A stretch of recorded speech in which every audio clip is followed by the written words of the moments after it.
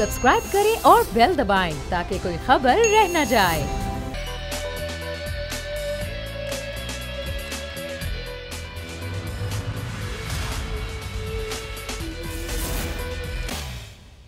बिस्मिल्लाहिर्रहमानिर्रहीम, अस्सलाम वालेकुम। प्रोग्राम में मैं सुमैया रिजवान आपको वेलकम कहती हूँ। नाजरीन, एक थी पीडीएम। अब ये जुमला अगर बोलें तो नून लीग और जेयूआई को शायद अच्छा ना लगे, लेकिन वो पीडीएम जो कि 6 माह पहले बनी, इसमें बड़ी सियासी जमातें, 11 जमातों का ये इत्तेहाद, उसके बाद इस पीडीएम ने ये फैसला किया कि हुकूमत को टफ टाइम देंगे। 26 नुकात बनाए गए और ये कहा गया कि इस हुकूमत से इस्तीफे लेंगे, इसको घर भेजेंगे। उसके बाद फिर पीडीएम ने डिसाइड किया कि अब हम लॉन्ग मार्च करेंगे। फिर ये डिसाइड किया गया कि हम अब इस्तीफे देंगे। खुद इस्तीफे देने का जब फैसला किया गया तो पीपल्स पार्टी ने इससे इख्तिलाफ किया और पीपल्स पार्टी पीछे हटी। जब पीपल्स पार्टी पीछे हटी, सेनेट के इलेक्शंस हुए, उसमें ये तय किया गया था कि जो चेयरमैन सेनेट का इलेक्शन होगा वो उम्मीदवार पीपल्स पार्टी से होगा और जब अपोजिशन लीडर का ओहदा आएगा तो वो नून लीग को दिया जाएगा। लेकिन ऐसा ना हो सका और नाम पर एतराज़ पीपल्स पार्टी को नून लीग के उम्मीदवार पर था।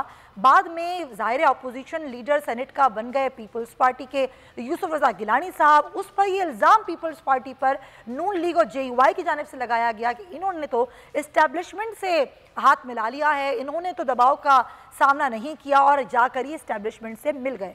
फिर पीपल्स पार्टी और एएनपी को एक शो कॉज नोटिस दिया गया और उनसे उस नोटिस का जवाब मांगा गया। उसके जवाब में एएनपी और पीपल्स पार्टी ने बुरा मनाया। एएनपी ने फौरन ही न्यूज़ कॉन्फ्रेंस की और एएनपी ने ऐलान किया कि अब वो पीडीएम का साथ नहीं देगी। पीपल्स पार्टी ने अपने सीसी इजलास को मशरूत किया। सीसी का इजलास हुआ। बिलावल भुट्टो साहब ने आज ये ऐलान किया कि पीडीएम के तमाम ओहदों से पीपल्स पार्टी मुस्ताफ़ी होती है। उन्होंने कहा कि तारीख में ऐसा देखने को नहीं मिलता कि कोई इत्तेहाद होते हुए उससे एक पार्टी दूसरी पार्टी से शो कॉज नोटिस देके जवाब मांगे। ऐसा नहीं होता कि अपोजिशन पार्टियां दूसरी अपोजिशन पार्टियों के साथ ही अपोजिशन का रवैया अपनाना शुरू कर दें। तो उन्होंने कहा कि अब ये पीपल्स पार्टी जो है वो नहीं चल सकती जब तक कि उन्होंने मशरूत किया कि जो जेयूआई और पाकिस्तान मुस्लिम लीग नून है वो माफ़ी पीपल्स पार्टी और एनपी से नहीं मांगते। कहा क्या, बिलावल भुट्टो जरदारी ने आपको दिखाते हैं, फिर डिस्कशन का आगाज करते हैं। अपोजिशन के खिलाफ अपोजिशन का सियासत है जो शुरू किया गया है, जो हो रहा है हम सब के सामने। हम इस अपोजिशन के खिलाफ अपोजिशन की सियासत का मज़ाहमत करते हैं। हम मुतालबा करते हैं कि जो अपोजिशन का सियासत है या जो भी सियासत है वो इज़्ज़त और बराबरी के सलूक के साथ किया जाता है, ना सिर्फ इत्तेहादियों के दरमियान में भी लेकिन जमातों के अंदर में भी। और इस पे हम कॉम्प्रोमाइज़ नहीं कर सकते हैं। हम एएनपी के साथ खड़े हैं। जो भी फैसले लेंगे सिला मशवरा के साथ लिया जाएंगे। जी हाँ, ये सब कुछ कहा बिलावल भुट्टो जरदारी साहब ने। तो पीडीएम हम में अब नहीं रही है, हम कुछ ऐसा ही समझेंगे। और इसी पर बात करने के लिए मेरे मेहमान मेरे साथ आज प्रोग्राम में जो मौजूद हैं मैं तारुफ करवा देती हूँ। कराची स्टूडियो से मुझे ज्वाइन करें सीनियर सहाफ़ी हैं, तज़कियाकार, एडिटर इन चीफ हैं बोल न्यूज़ के नज़ीर लगारी साहब, बहुत शुक्रिया आपका। राना एहसान साहब पाकिस्तान मुस्लिम लीग नून से हमारे साथ मौजूद हैं, आपका भी बहुत शुक्रिया। और मुसरत चीमा साहिबा भी हमारे साथ कुछ ही देर में मौजूद होंगी, पाकिस्तान तहरीक इंसाफ पंजाब से आपका ताल्लुक़ है। लेकिन अब्दुल गफूर हैदरी साहब ने आपसे कुछ ही देर पहले गुफ्तगू करते हुए जो मेरे सवाल के जवाब उन्होंने दिए, तो उन्होंने कहा कि उल्टा चोर कोतवाल को डांटे। अब पीपल्स पार्टी को हम जो है वो माफ़ी हम देंगे, बल्कि वो हमसे माफ़ी मांगें, वो माफ़ी मांगें पीडीएम के प्लेटफॉर्म से। ये उनकी गलती है, यहाँ से शुरुआत उन्होंने की थी। ये अब्दुल गफूर हैदरी साहब उनका एक बड़ा स्टेटमेंट है। राना एहसान साहब, तो हम ये कह दें कि अब पीडीएम हम में नहीं रही, अब जो जमातें हैं मौजूद पीडीएम में वो पीपल्स पार्टी और एएनपी के बगैर ही पीडीएम को चलाने की कोशिश करेंगी या पीडीएम खत्म हो चुकी? देखिए, पीडीएम तो बिल्कुल भी नहीं खत्म हुई और पीडीएम की जो जद्दोजहद है वो जारी रहेगी। अच्छा, लेकिन यहाँ एक फर्क पड़ गया। देखें फर्क क्या पड़ा कि एक ऐसी जमात जो पंजाब के अंदर आज हुकूमत बनाना चाहे, मुस्लिम लीग नून तो बना सकती है, लेकिन वो इस जो पावर का जो सिस्टम चल रहा है, जो हाइब्रिड निजाम चल रहा है, उसमें अपना पावर का स्टेक नहीं बढ़ाना चाहते, इसमें इंटरेस्टेड नहीं।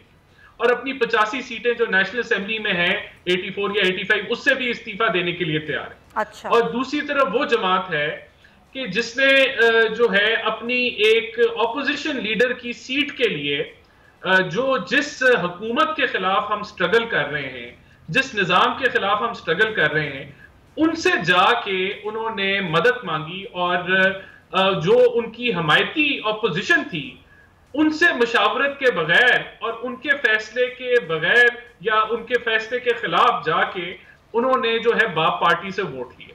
अब जो शो कॉज नोटिस है वो अगर आप उसका उर्दू में तर्जमा करेंगे तो वो सिंपल ये है कि भाई आपने एक कदम उठाया, वो क्यों उठाया उसका जवाब दें। तर्जुमा करने की जरूरत नहीं है, समझ आई है मैं खान में पीपल्स पार्टी और एएनपी को।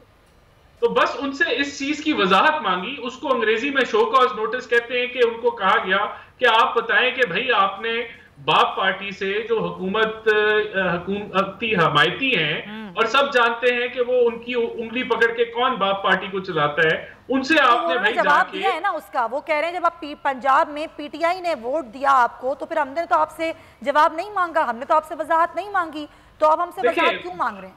देखिए दोनों चीजों में फर्क है, बहुत वाज़ेह फर्क है और आप दोनों चीजों को कंपेयर नहीं कर सकते। उसकी वजह यह है कि जो पंजाब में हुआ वो हर एक को अपनी जो सूबाई नुमाइंदगी थी, जो प्रोविंशियल असेंबली में सीट्स थी, उसके मुताबिक चीजें मिल गई। हमने ना पीटीआई को अजाफी कुछ दिया, ना हमने पीटीआई से कोई अजाफी कुछ लिया, ना तो वो अपनी जो रिप्रेजेंटेशन के मुताबिक जो है वो चीजें मामला जो है वो हुआ कुछ यूं है राना एहसान साहब, बात अब इससे आगे निकल चुकी है। अब ये सवाल जवाब खत्म हो चुके हैं, अब पीपल्स पार्टी अलग हो चुकी है, मशरूत माफी से कर दिया है। चले अब चले हम people's party minus ANP minus. अब हम बात करते हैं आगे की।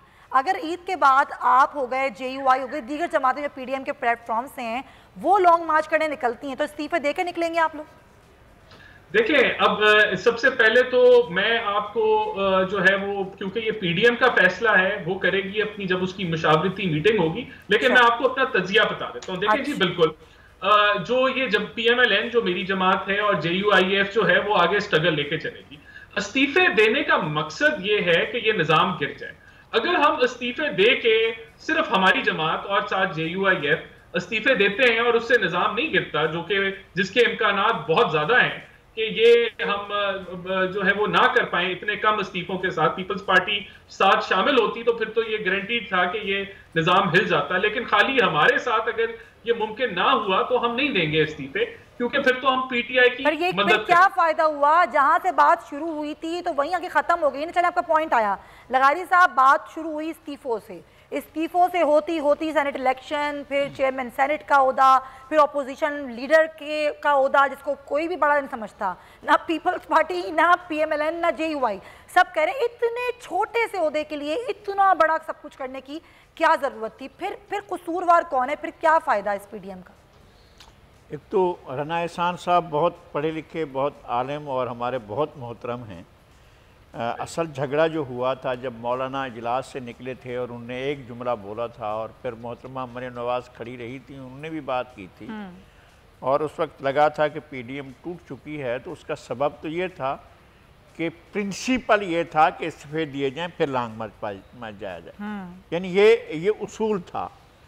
तो इस उसूल को अगर अडॉप्ट करके लॉन्ग मार्च किया जाता है तो मैं ठीक है जी, आप लॉन्ग मार्च करें और उसका ऑप्शन ये। पीपल्स पार्टी ने तो अपना पॉइंट ऑफ व्यू पहले भी ये रखा था कि इस्तीफे जो हैं वो आइटम बम की शक्ल में उस वक्त इस्तेमाल किया जाए जब कोई ऑप्शन ना रहे, पहले सारे ऑप्शन कर लिए जाएं। और ये माना भी था, ऐसा नहीं है कि नहीं माना था। पीडीएम की जमातों ने ज़िमनी इंतखाबात लड़े, पीडीएम की जमातों ने एक साथ जो है वो सेनेट के इलेक्शन जाकर लड़े। अगर उस वक्त दे देते इस्तीफे, जब पहले कहा जा रहा था और सब जोर दे रहे थे कि इस्तीफे दे दें, तो उस वक्त सेनेट के इलेक्शन जो हैं वो तो क्लीन स्वीप कर जाते। फिर ये बहरहाल हुकूमत के साथ या हुकूमती पार्टी के साथ कोई ना कोई तो रब्ता हुआ होगा ना। ये आज खुद तो नहीं हो गया कि अपने उम्मीदवार कुछ नाअहल हो जाएं, कर दिए जाएं इलेक्शन कमीशन की तरफ से, जिसका मुझे बहुत सदमा है। ज़ाती तौर पर परवेज़ रशीद साहब का सेनेटर ना बनना मेरे लिए बहुत सदमे की बात है। और लेकिन ये कि उनके कागजात जो है मुस्तरद किए गए, कुछ लोगों के कबूल किए गए, फिर कहीं ना कहीं तो किसी न किसी सतह पर तो राब्ते हुए जब कहा गया कि चलें एक दूसरे के मुकाबले से उम्मीदवार हटा लेते हैं और हम अनअपोज करा लेते हैं, तो इसका मतलब ये है कि कोई राब्ता हुआ है, ऐसा नहीं है कि राब्ता नहीं हुआ। और फिर ये भी सेटल हो गया। अब जब आप सेनेट के सारी सूरत हाल हुई, मेरे ख्याल में पीपल्स पार्टी और नून लीग गए थे। इस बात का बहुत अफसोस है कि नून लीग की जो खातून उम्मीदवार थी कौमी असम्बली में सेनेट के लिए वो कामयाब नहीं हुई थी, और वो बहुत अफसोसनाक था। और उसके लिए जिन लोगों ने जिन पार्टियों ने वोट नहीं किया या जिन लोगों ने साथ नहीं दिया, तो उन लोगों से बहरहाल बात होनी चाहिए। सही है। अगर हुकूमती जो अरकान थे उनको अगर तोड़ लिया गया था या उनके साथ कोई बात हो गई थी या कोई डील हो गई थी या उनका ईमान जागा था या ईमान जगवाया गया था, तो भी उनके साथ दोनों उम्मीदवारों के लिए बात होती तो दूसरी सूरत हाल होती। तो ये सब हो गया। अब आ गया उसका मसला। तो मेरा ख्याल है कि जब तय हो रहा था, हमें ये पता नहीं है उस मीटिंग का कोई एलामिया का भी पता नहीं है। ठीक है जी, तय कर लिया था अपोजिशन की पार्टियों ने कि चेयरमैन कौन होगा, डिप्टी चेयरमैन कौन होगा और लीडर ऑफ अपोजिशन कौन होगा। तो उसके सूरत में जब कैंडिडेट सामने पहले आए थे तो हमने सादिया अब्बासी साहबा का नाम सुना था, आज़म नज़ीर तरर साहब का नाम नहीं सुना था। हाँ। ये नाम जो है वो पीपल्स पार्टी को वैसे भी चिढ़ाने के लिए एक हो सकता है कि जिन लोगों ने बेनज़ीर भुट्टो, चलें उसके बावजूद भी बात हो सकती थी। लगाई साहब आपको पॉइंट आया, मुसर्रत साहिबा मौजूद हैं, चलें बातचीत नहीं हो सकी, क्या कॉन्फ्लिक्ट था, उस कॉन्फ्लिक्ट को दूर करने के लिए भी पीडीएम की जमातों ने शायद उस तरह से काम ही नहीं किया जिस तरह काम करना चाहिए था। लेकिन इसमें अगर फ़ायदा हुआ तो वो हुकूमत का ज़रूर हुआ।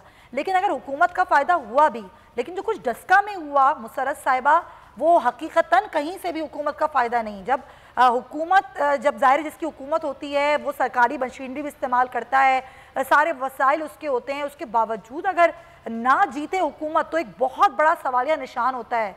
डस्का का इलेक्शन जो कि दोबारा हुआ, ये रीपोलिंग हुई थी, इसमें ना जीतना, क्योंकि ये असल मुकाबला तो नौशीन इफ्तिखार और मलई साहब के दरमियान नहीं था, ये तो मुकाबला नवाज शरीफ व मुकाबला इमरान खान था। ऐसा क्यों हुआ ये तो आप लोग ज़ाहिर पता लगाएंगे, कमेटी भी बन रही है, इसकी रिपोर्ट भी जाएगी, लेकिन इसका असर ज़रूर पड़ेगा हल्का 249 में। क्या सोच क्या रही है हुकूमत? बिस्मिल्लाहिर्रहमानिर्रहीम, बहुत शुक्रिया सुमैया। सबसे पहले तो मैं अर्ज़ करूं कि अगर हम 2018 के इलेक्शन के कंपैरिजन में देखें अभी का इलेक्शन डस्का का, तो पीटीआई ने वहाँ पे 2018 के निस्बत 31,000 वोट ज़्यादा लिया है, नंबर 1। नंबर 2, पहले कोई 25% हमारी शरह थी, अभी ये कोई 45% तक गई है।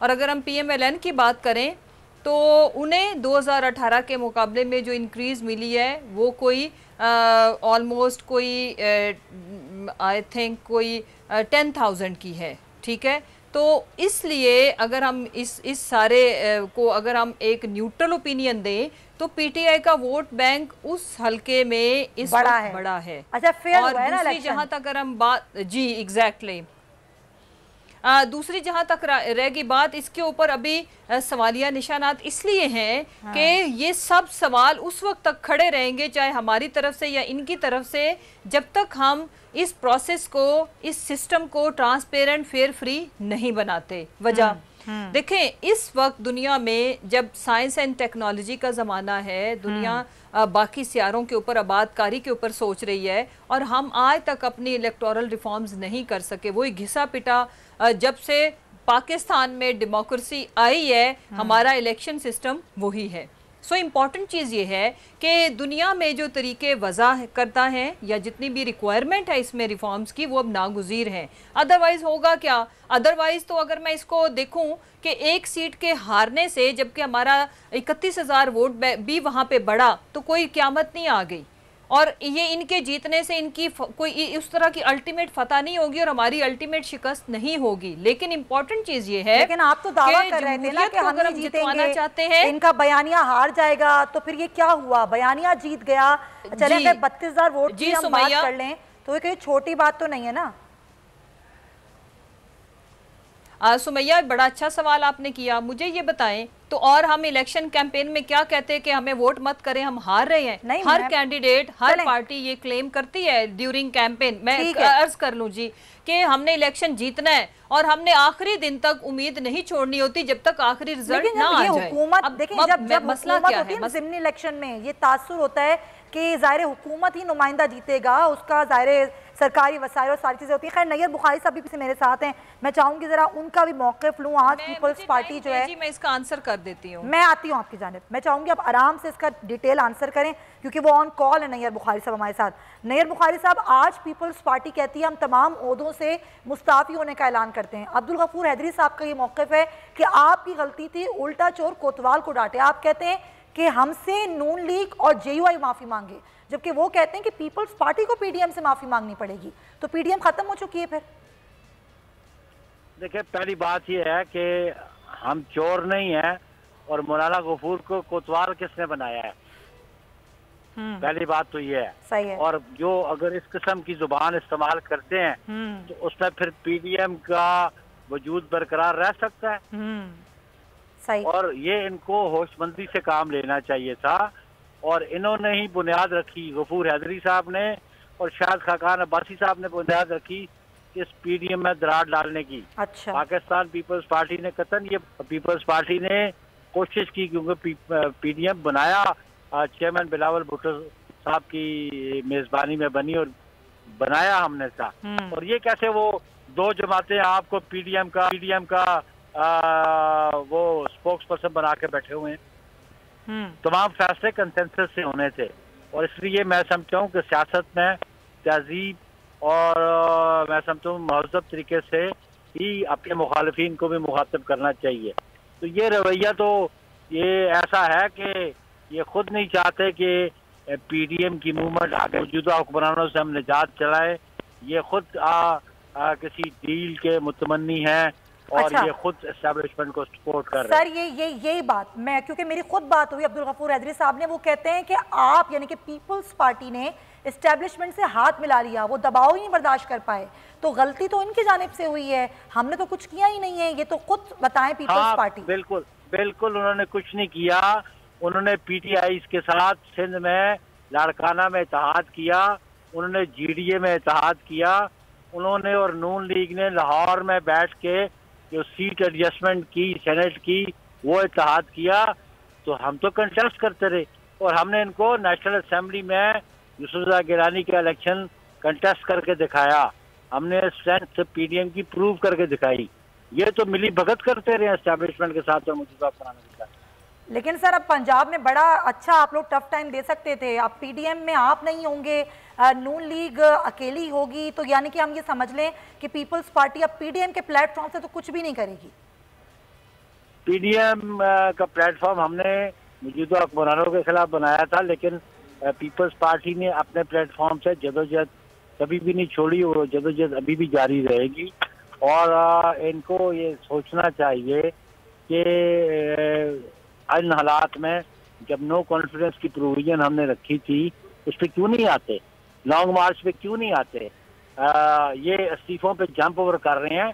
तो जिस सीक्वेंस में हमने इनके साथ तय किया था उस पर क्यों अमल दरामद नहीं करते। पीपल्स पार्टी के पीछे नहीं हटी है, हमने आज भी कहा है कि ये बतौर आइटम बम इस्तेमाल होगा, लेकिन उससे पहले जो मामला तय थे कि हम लॉन्ग मार्च करेंगे, हम नो कॉन्फिडेंस मूव करेंगे, उधर ये नून और JUI क्यों नहीं आती। सर वो कहते हैं ये भी तो तय था कि अपोजिशन लीडर नून लीग का होगा, पीपल्स पार्टी ने इस पर भी तो साथ नहीं दिया हमारा। ये बिल्कुल तय नहीं था, उसकी वजाहत राजा परेश्वर साहब दे चुके हैं। अच्छा। और उसमें मैं बार बार वजाहत नहीं करना चाहता। अच्छा। राजा परेश्वर साहब जिस स्टेयरिंग कमेटी की मीटिंग में गए थे वो वजाहत दे चुके हैं। ठीक है, बहुत शुक्रिया आपका नैयर बुखारी साहब। राना साहब मैं चाहूंगी आप जरा इस पर रिस्पेक्ट हैं, कोई ऐसी बात तय नहीं हुई थी।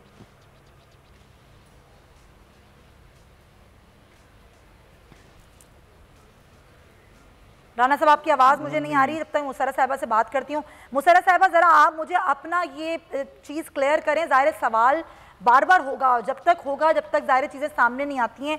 पहले कहा गया धुंध थी, दहशतगर्दी थी, ये मामलात थे, इसीलिए जो है वो नून लीग ने कहा हम नहीं जीत पाए। आज नून लीग जीत गई, तो आज ना धुंध थी, ना दहशतगर्दी थी, ना कोई गायब हुआ। लेकिन PTI के साथ क्या हुआ? देखें, हम इसमें एविडेंस के बगैर हम इनकी तरह इमेच्योर किसी किस्म की स्टेटमेंट देना इसलिए नहीं चाहते कि इनका तो काम सिर्फ इतना है कि अगर कोर्ट में इनकी फेवर में फैसला आ जाए तो इंसाफ है, ना आए तो इंसाफ सफ़ा हस्ती से मिट गया। ये जो इलेक्शन जीते वो रिगिंग फ्री है और जो ये हार जाएं उसमें रिगिंग हुई है। तो पाकिस्तान तहरीक इंसाफ एक ज़िम्मेदार सियासी जमात है और हम ज़िम्मेदारी से काम लेते हैं। हाँ, इसमें कोई दूसरी राय नहीं है कि ये जो इलेक्शन सिस्टम है, ये जो इलेक्टोरल सिस्टम है, इसके ऊपर हमें शदीद तहफ़्फ़ुज़ात आज नहीं, from the very first day जब से हम सियासत में आए हैं हम इसकी रिफॉर्म्स की बात करते हैं। हमें इसके ऊपर इसका ये जो तरीकाकार है उसके ऊपर भी हमारे खदशात हैं। वो आज नहीं, हमने सेनेट इलेक्शन में भी इसको फेयर फ्री ट्रांसपेरेंट करने की कोशिश की। उसके बाद हम रिफॉर्म्स के लिए अब तमाम सियासी जमातों से रुजू करेंगे। जो मैं अर्ज़ कर रही थी कि एक हल्के की बात है नहीं, आने वाले टाइम में 2 साल 2.5 साल रह गए इलेक्शन में। मुझे ये बताएं कि क्या फिर अगले इलेक्शन को भी हम इसी तरह से ही स्टिग्माइज करेंगे? जिसके पास जो मैंडेट होगा वो हम शुकूक व शुबहात क्रिएट करेंगे, चाहे हम हो या ये हों। तो इसलिए दिस इज द टाइम कि तमाम सियासी जमातें जो इनफैक्ट चाहती हैं डेमोक्रेसी प्रिवेल करे, तो उसको स्ट्रेंथन करने के लिए हम डेमोक्रेट्स का ही राइट है, फर्ज भी है कि हम उसको उस प्रोसेस को ठीक करें और उसमें सारी सियासी जमातों को अब आगे बढ़ना होगा और ताकि वंस फॉर ऑल हमारा वो सिस्टम आ जाए जो पूरी दुनिया में है। मुझे आपका जवाब बड़ा पसंद आया, तो चीज वाज़ेह जवाब बड़ा पसंद आया कि ये बड़ी अच्छी बात है कि आप ये कहें कि जी ये तो फिर हमेशा ही रहेगा, जो हारेगा वो क्या धांधली हुई है। तो इंतखाबी इस्लाहत वक्त की ज़रूरत है। अब बाकी जमातों का इस पर क्या फैसला है जो अपोजिशन की है, इस पर मैं बात करूँगी इस ब्रेक के बाद। Stay with us.